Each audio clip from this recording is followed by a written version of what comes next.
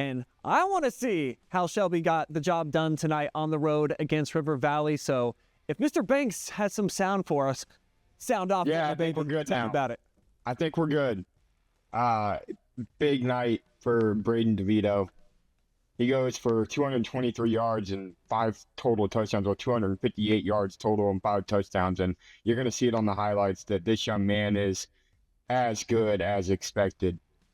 As he's going to go in just easy, 5 yards out the gate, gets a rushing touchdown started, and he's doing that a lot more this year, but this is his favorite target.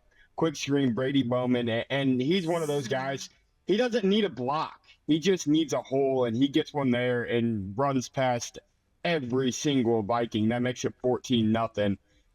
You're going to see DeVito go in again, his second rushing touchdown of the night. It wouldn't be his last either, folks, and that was from 10 yards. How about this play you're going to see right here, though? The patience of Braden DeVito in the pocket is absolutely astonishing, as he's going to sit and find Carter Kessler wide open in the middle of the zone, and he's going to run through Eli Snyder for his second touchdown pass of the evening, Kessler's first, and his 4th total already. But I tell you what, this run right here, he's going to put the Vikings in the spin cycle, not once, but twice. And then he's going to run past everybody and get into the end zone. That's his 3rd rushing touchdown of the night. And how about the freshman, Luke Blevins, getting some work in? This young man's going to be special for the Whippets as well, as he gets a rushing touchdown tonight. And like I said, Braden DeVito goes for 258 yards, 5 total touchdowns. That puts him at 1,764 total yards on the season and 29 touchdowns, and we're only in week 6. And you look at the last 2 weeks, and they're playing the bottom feeders of the MOAC, but they're doing exactly what you would expect, Josh. They've outscored Highland and now River Valley a combined 90-0. So this squad, they look like the #1 team in the state these last 2 weeks. Well, and let's talk about how coming into the game against River Valley tonight, they were the #1 defense in the MOAC, averaging about 180 yards a game allowed. They gave up 3 first downs and 40 total yards against a very talented Vikings offense.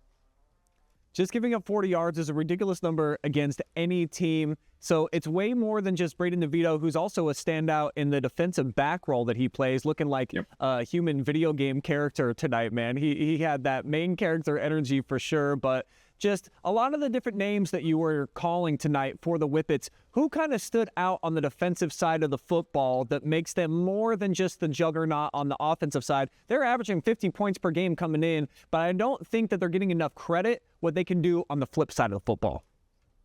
Yeah, I mean, when you've got Carter Kessler and Michael Shepard as 2 defensive ends, they go 6'5" and 6'3", and they play tight end as well. They're fast on the feet, and they play the stand-up role.